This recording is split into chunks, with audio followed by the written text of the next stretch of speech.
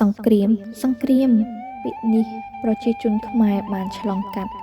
នឿយណាយមិនចង់ឮមិនចង់ស្គាល់មិនចង់ជួបទៀតទេទឹកដីមួយដែលត្រូវបានញោមញីដោយភ្នក់ភ្លើងសង្គ្រាមជាច្រើនសតវត្សពេលនេះបានកើតឡើងសារជាថ្មីលើទឹកដីដ៏កំសត់មួយនេះនាសម័យនេះយើងអាចមើលឃើញស្ដាប់ឮនឹងភ្នែកនឹងត្រចៀកនៃការធ្វើបាបយ៉ាងព្រៃផ្សៃឃោឃៅអមនុស្សធម៌បាញ់សម្លាប់លួចបំផ្លាញគ្រប់យ៉ាងទាំងមនុស្សសត្វរុក្ខជាតិប្រាសាទវត្តអារាមសាសនាហេដ្ឋារចនាសម្ព័ន្ធមន្ទីរពេទ្យសាលារៀនលំនៅស្ថានប្រជាពលរដ្ឋពួកវាបំផ្លាញកំទេចទាំងកំរោលដោយមិនញញើតបន្តិចសោះឡើយ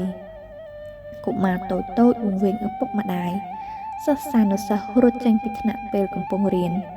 ធ្វើឲ្យពួកគាត់បាត់បង់ការសិក្សាលោកគ្រូអ្នកគ្រូបាត់បង់ការងារ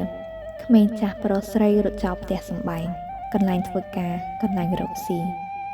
ពួកវាបានសម្លាប់វីរៈកងទ័ពយើង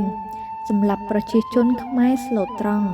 សូម្បីតែរូបសំណាកសាសនាដែលគេគោរពបូជាក៏ពួកវាគ្មានត្រាប្រណីលើកលែងដែរទាំងនេះជាទស្សនវិជ្ជាដ៏គួរឲ្យរន្ធត់និងសង្វេគឈឺចាប់បំផុតដែលបណ្ដាលមកពីការឈ្លានពានរបស់សៀមមកលើទឹកដីកម្ពុជាអោមាតុភូមិដ៏កំសត់អើយអោវីរៈកងទ័ពខ្មែរដ៏អង់អាចក្លាហានអ្នកបានលះបង់សាច់ស្រស់ឈាមស្រស់ដើម្បីការពារមាតុភូមិមួយនេះយើងខ្ញុំទាំងអស់គ្នានឹងចងចាំគោរពដឹងគុណជារៀងរហូត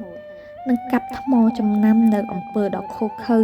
អមនុស្សធម៌របស់សន្តានពូជចៅសៀមនេះហើយប្រែក្លាយទឹកភ្នែកនឹងការឈឺចាប់នេះទៅជាការខិតខំប្រឹងប្រែងរៀនសូត្រស្មោះត្រង់សាមគ្គីគ្នានិងព្យាយាមពុះពៀដើម្បីអភិវឌ្ឍខ្លួនឯងឲ្យទៅជាធនធានដ៏មានសារៈសំខាន់សម្រាប់សង្គមជាតិសម្រាប់គ្រួសារនិងសម្រាប់ខ្លួនឯងនៅពេលដែលយើងខ្លាំងប្រកបណាស់គឺយើងនឹងឈ្នះគេហើយគេក៏ខ្លាចយើងដែរទាំងចិនមេត្តាកាំងរណាសាសំជាទេមនរមនៃមនុស្សផងគ្នាអោទុំជាតិខ្មែរ